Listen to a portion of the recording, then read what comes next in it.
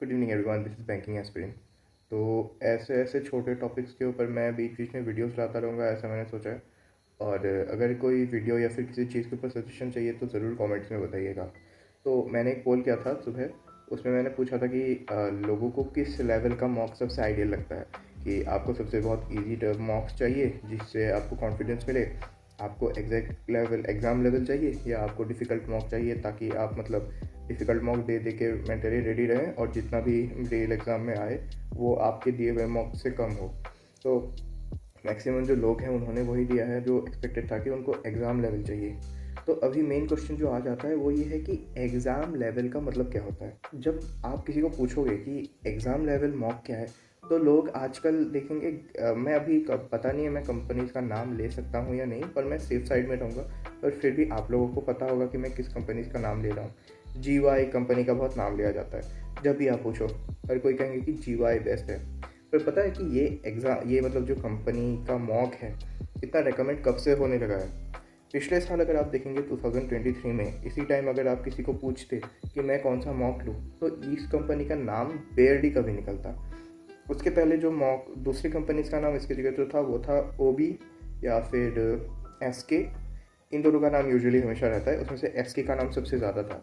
और बाकी TB भी था, पर TB को लोग कह रहे थे कि वो उनका जो लेवल है बहुत ज़्यादा ही ईजी है।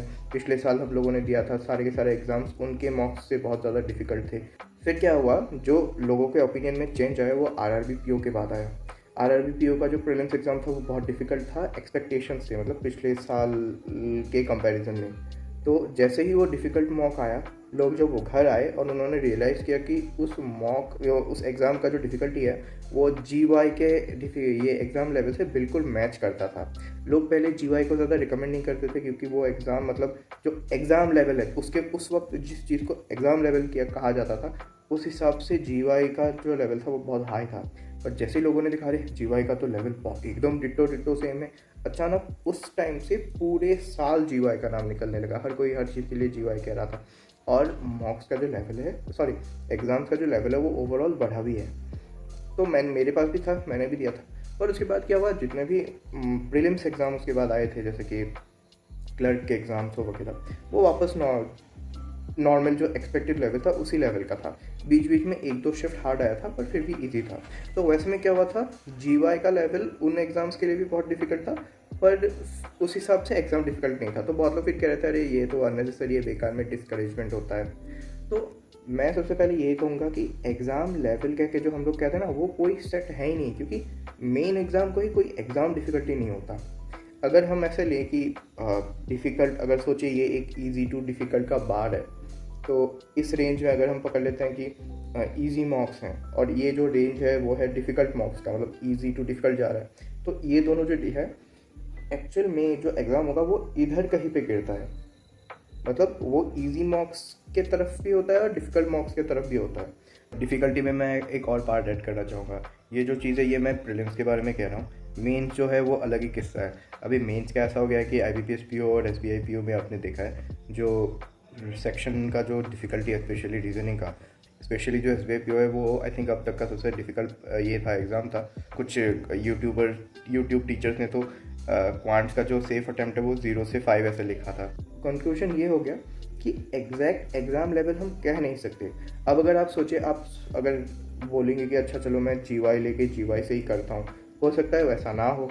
इस बार हो सकता है उससे भी डिफ़िकल्ट आ जाए, क्योंकि देखिए अभी डिफ़िकल्टी सेट करना, एग्ज़ाम का जो उनके जो पेपर का जो ओवरऑल डिफ़िकल्टी होगा वो कंपनीज़ के बीच भी वो लोग डिस्कस करते हैं, वो अपनी चीज़ों को बढ़ाते ले जाते हैं। अब जैसे कि हो गया टीवी जो था पहले बहुत ईजी था, फिर क्या हुआ, पिछले साल लोगों ने भी कहा है कि टीवी का क्वालिटी बहुत ज़्यादा इम्प्रूव हुआ।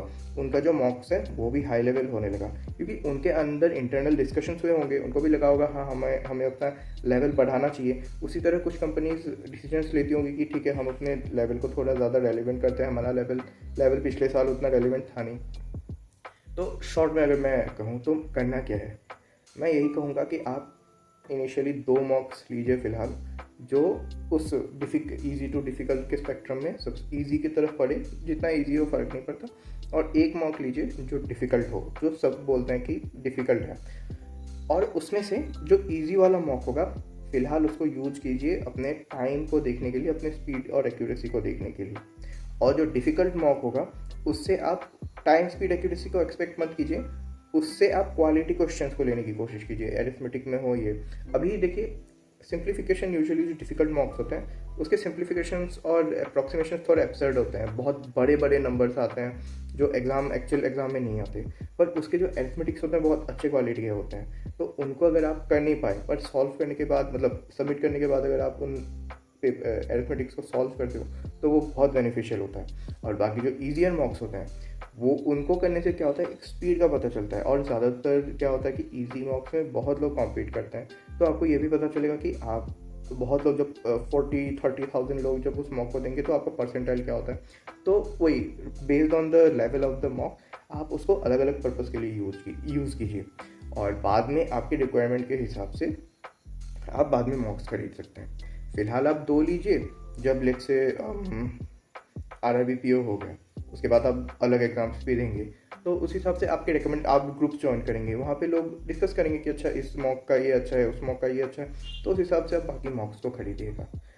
अब इजी मॉक में क्या आ सकता है, तो अभी 2024 सेशन के लिए वो क्या मॉक लाते हैं मुझे नहीं पता, मैं पिछले साल के एक्सपीरियंस से बोल रहा हूँ। टेक्स्ट बुक जो है वो इजी की तरफ पड़ता है। ऑलिव बोर्ड का भी इनिशियल जो पे ये होता है, 1 2 3 4 2-4 मॉक्स होते हैं वो इजी होते हैं।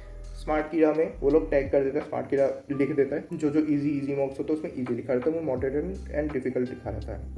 और ज़्यादातर जो प्रैक्टिस मॉक के भी इनिशियल जो मॉक्स हैं वो इजी होते हैं, और डिफ़िकल्ट साइड में गाइडली आता है।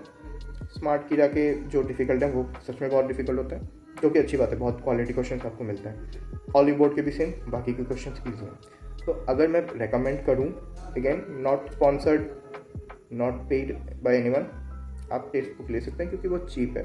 और डिफ़िकल्टी के साइड में भी आप कोई चीप मॉक फ़िलहाल उठाइए।